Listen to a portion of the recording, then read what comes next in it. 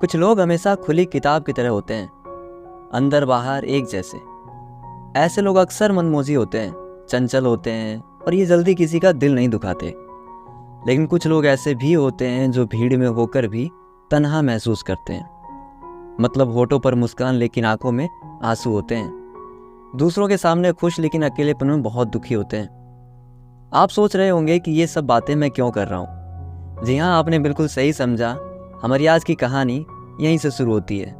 वैसे इसे कहानी नहीं कह सकते, ये सिर्फ एक किस्सा है, क्योंकि मैं आपसे हमेशा कहता हूँ कुछ किस्सों का अधूरा रह जाना ही ज़्यादा बेहतर होता है। ले आता हूँ हमेशा यादों के कुछ लम्हे बांटने आपके साथ। स्वागत है आप सबका जेएस डायरी पर। मेरा नाम है आकाश।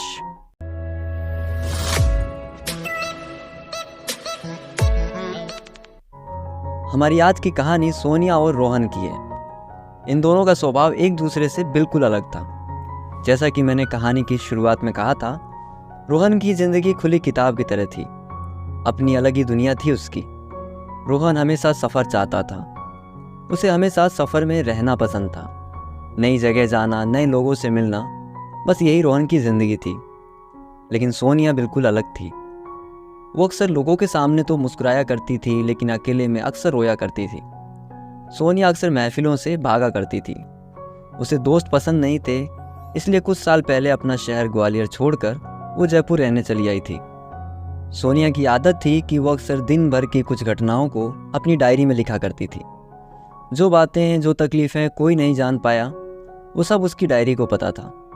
सोनिया अक्सर अपने ऑफिस के लिए जयपुर से फुलेरा ट्रेन से आया जाया करती थी। एक दिन ऐसे ही सोनिया अपने ऑफिस फुलेरा से जयपुर आ रही थी और शाम के करीब 5 बज रहे थे। इस 1 घंटे के सफ़र में सोनिया अपनी डायरी लिए अपने दिन भर की कुछ बातें लिख रही थी। जयपुर आने को था तो सोनिया जल्दी जल्दी में अपनी डायरी को बैग में ठीक से रखना भूल गई और डायरी सीट पर रह गई। भीड़ की वजह से वो डायरी सीट के नीचे गिर गई। जयपुर ट्रेन के पहुंचते ही लोगों का चढ़ना उतरना शुरू हो गया था। सोनिया ट्रेन से उतर के अपने घर की ओर चल दी। जिस ट्रेन में सोनिया आई थी वो ट्रेन आगे दिल्ली जा रही थी। जयपुर से दिल्ली ट्रेन लगभग खाली जाती है। जयपुर घूमने आए रोहन को इसी ट्रेन से दिल्ली जाना था, और ऐसा कह सकते हैं कि मेरी तरह रोहन को भी ट्रेन का सफ़र बहुत पसंद है। रोहन अपना बैग लिए, होठों पर मोहब्बत के गीत, अपनी ही मस्ती में झूमता हुआ एक डब्बे में चढ़ गया और एक खाली सी सीट देखकर उसकी ओर चल दिया। सीट पर अपना बैग रखा। ट्रेन के चलने में अभी 15 मिनट बाकी थे तो उसने स्टेशन से वही फीकी चाय ली और अपनी सीट पर आकर बैठ गया। ट्रेन स्टेशन से निकल रही थी तो ट्रेन के लगने वाले झटके से रोहन के ऊपर रखा बैग में से पानी की बोतल नीचे गिरी। रोहन जैसे ही अपनी पानी की बोतल उठाने के लिए झुका तो उसे पानी की बोतल के साथ में रखी वो डायरी मिल गई। रोहन ने डायरी को देखा तो उसके ऊपर लिखा था, सबसे खास दोस्त। रोहन ने उस डायरी को खोला और उसे पढ़ना शुरू कर दिया। उसमें कुछ किस्से ऐसे थे जो कभी रोहन के चेहरे पर मुस्कान तो कभी उसकी आंखों में हल्की सी नमी ले आते थे। 5 घंटे के सफ़र में रोहन ने वो डायरी पूरी पढ़ ली थी। लेकिन अब रोहन के मन में सिर्फ एक सवाल था कि आखिर सोनिया कौन है। रोहन करीब रात के 11 बजे दिल्ली पहुंच चुका था और 1 बजे वाली ट्रेन पकड़कर रोहन सुबह 7 बजे वापस जयपुर आ गया था। रोहन के पास सोनिया को ढूंढने के लिए सिर्फ और सिर्फ एक डायरी थी। उस डायरी में सोनिया ने अक्सर उसमें अपने ऑफिस का जिक्र किया था। तो रोहन बिना देर किए फुलेरा की ओर चल दिया। करीब 1 घंटे बाद रोहन फुलेरा में सोनिया के ऑफिस के आगे खड़ा था। पहले तो उसके मन में आया कि वो सीधा ऑफिस में जाकर सोनिया के बारे में पता कर ले, लेकिन उसके कदम वहीं ठहर से गए। उसके दिमाग में चल रहा था कि वो क्यों ना इस डायरी के जरिए सोनिया की अधूरी ख्वाहिशों को पूरा करे, उसकी ज़िंदगी में थोड़ी खुशियाँ लाए।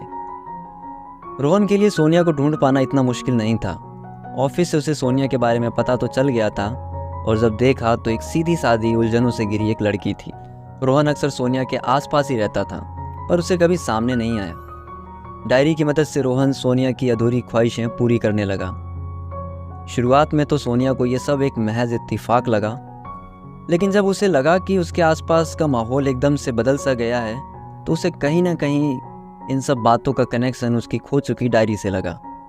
अब सोनिया उस इंसान को ढूंढने लगी थी जिसके हाथ में उसकी डायरी थी। सोनिया को याद आया कि अब तक की पूरी हो चुकी ख्वाहिशों के आगे उसकी एक ख्वाहिश और थी। कि दूर कहीं ऊंचाई पर बैठकर एक शाम जयपुर की खूबसूरती को देखना, शाम को ढलते हुए रात में देखना। सोनिया बिना कुछ सोचे समझे नाहरगढ़ के किले की ओर चल दी, क्योंकि सोनिया को पता था कि यही एक ऐसी जगह है जहां से वो जयपुर को हमेशा देखना चाहती थी, और हो ना हो उसे वो इंसान जिसकी उसे तलाश थी ये उसे वहीं मिल जाए। शाम के करीब 6 बज रहे थे और सोनिया उस जगह पहुंच चुकी थी जहां से उसे पूरा जयपुर शहर दिखाई देता था। सोनिया जैसे ही वहां पहुंची तो उसने देखा कि वहां उसकी डायरी रखी है और साथ में गुलाब का फूल भी था।